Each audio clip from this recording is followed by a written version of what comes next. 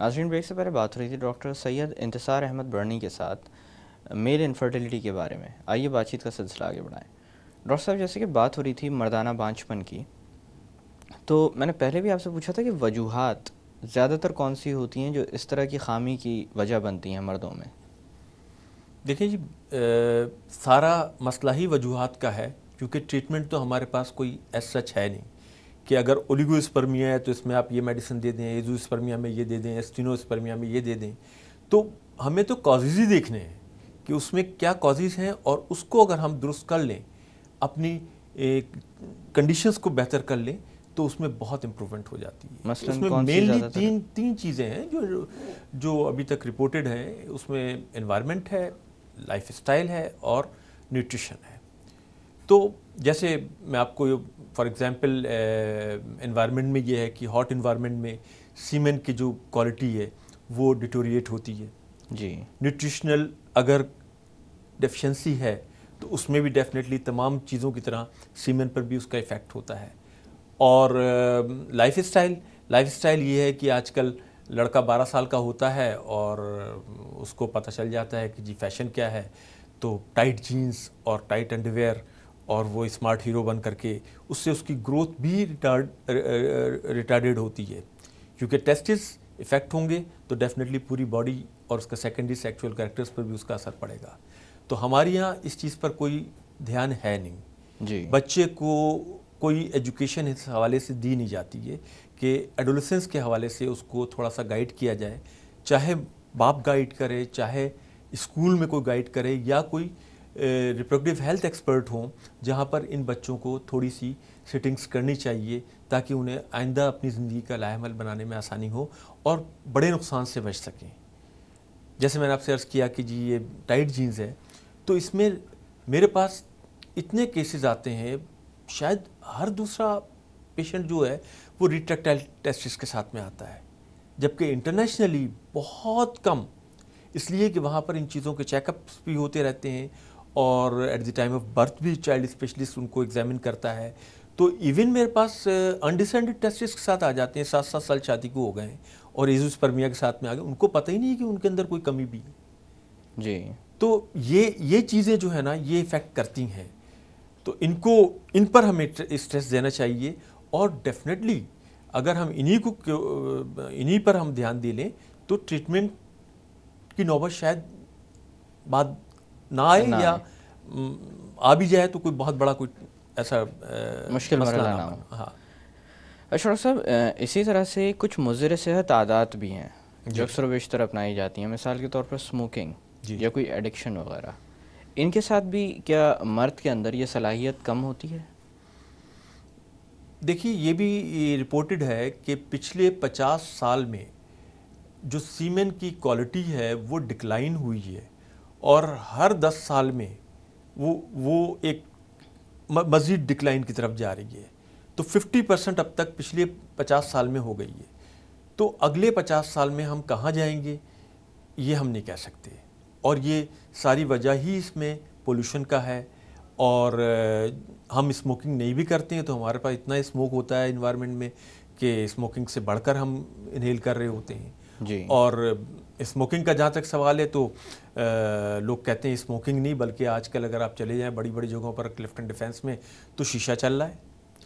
تو ڈیفینیٹلی ان چیزوں کے اثرات ہوتے ہیں، اور یہ مضر صحت ہے تو ڈیفینیٹلی ریپروڈکٹیو ہیلتھ کو بھی افیکٹ کریں گی. ڈاکٹر صاحب، آپ نے غذا کا بھی تذکرہ کیا تھا، نیوٹریشن کے حوالے سے میں جاننا چاہوں گا کہ کس طرح کا نیوٹریشن بہتر سمجھا جاتا ہے ریپروڈکٹیو ہیلتھ کے حوالے سے؟ دیکھیں، جو بھی ایک بیلنس ڈائٹ ہے وہ ہماری آج کل کی لائف میں ذرا ناپید سی ہو گئی ہے، کیونکہ بچے جو ہیں وہ فاسٹ فوڈ ہی پسند کرتے ہیں، اور اس کے مضر اثرات جو چیزیں باہر چھوڑ چکے ہوتے ہیں ہم لوگ اس کو فالو کر رہے ہوتے ہیں، اور جب ہمیں پتہ چلتا ہے کہ جی اب انہوں نے چھوڑ دی ہیں، جب تک بہت بڑا نقصان ہو چکا ہوتا ہے. تو جو کچھ بھی ہماری اپنی جو نیڈ ہے اس کے اکارڈنگلی اگر ہم ڈائٹ لیتے ہیں تو وہ ٹھیک ہے، لیکن ایسا نہیں ہوتا تو ہمیں بعض وقت سپلیمنٹ دینے پڑتے ہیں، اور الحمدللہ مطلب ان کے بڑے اچھے ریزلٹس ہیں. جی.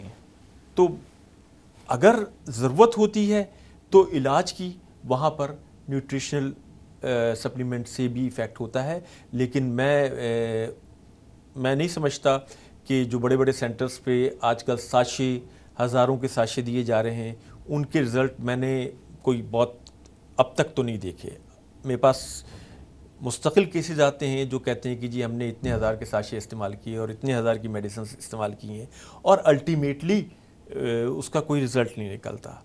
تو پھر ہوتا یہ ہے کہ کسی نہ کسی سے پوچھتے پاچھتے یا کسی کو جو اللہ تعالیٰ کرم کرتا ہے. ایک تو لوگ اس کو بتاتے نہیں ہیں کہ جی ہم نے علاج کروایا تھا تو اولاد ہوئی ہے, 12 سال کے بعد اولاد ہوئی ہے, بس جی فلاں بازار پہ گئے تھے اور فلاں پیر صاحب سے دعا کرائی تھی.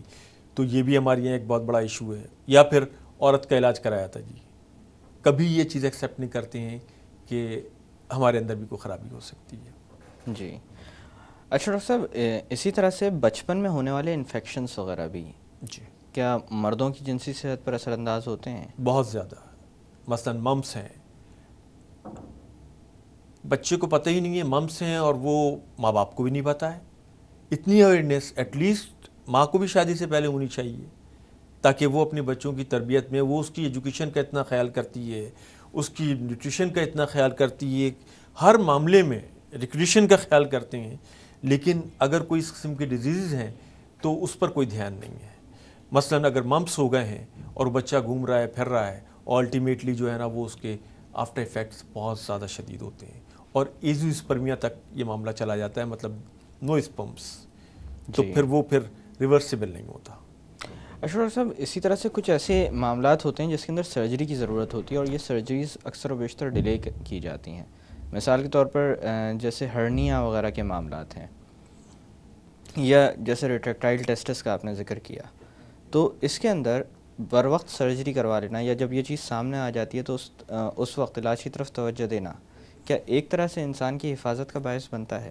ڈیفینیٹلی جی, اگر اس وقت میں ہو جائے جب ضروری ہے, مثلا اگر انڈسینڈڈ ٹیسٹس ہیں اور بائی برتھ پتہ چل جاتا ہے تو آفٹر 1 ایئر اس کی سرجری ہونی چاہیے اور اس کے بعد میں اس کو فالو اپ کرنا چاہیے کہ یہ سرجری جو ہے یہ اس کے رزلٹس کیا آ رہے ہیں, آگے بہتر ہو رہا ہے یا نہیں ہو رہا ہے.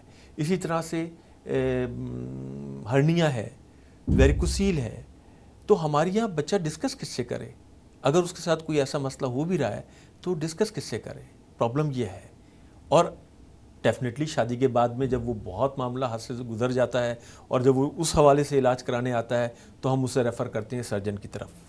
اور پھر میں نے رزلٹس دیکھے ہیں جی, اگر کوئی اس طرح کا کیس ہے اور سرجری ہوئی ہے. ویریکوسیل کے حوالے سے تو انٹرنیشنلی یہ چیز ہے کہ 50% چانسز ہوتے ہیں کہ چیزیں ریوائیو ہو سکتی ہیں, اور لیکن ہرنیا وغیرہ میں ڈیفینیٹلی سرجری جو ہے وہ رول پلے کرتی ہے.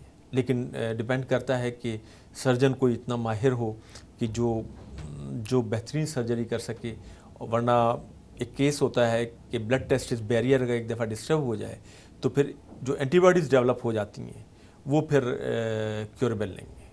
ڈاکٹر صاحب, اسی طرح سے ہمارا جو ذریعہ معاش ہوتا ہے یا جو بھی ہم لوگ کاروبار یا جو بھی نوکری وغیرہ کرتے ہیں اس کے بھی اثرات یا اس ورکنگ انوائرمنٹ کے اثرات بھی انسان پر مرتب ہوتے ہیں؟ ڈیفینیٹلی جی, ریڈیو ایکٹیویٹی ہے. اگر کوئی بندہ اس انوائرمنٹ میں, اسے پتہ بھی نہیں ہے, ہمارے یہاں کوئی چیک بھی نہیں ہے ایسا کہ کہاں ایکس رے ہو رہا ہے اور اس کے پیچھے کون شخص خواہ میں ایکسپوز ہو رہا ہے ریڈیشن کے ساتھ میں.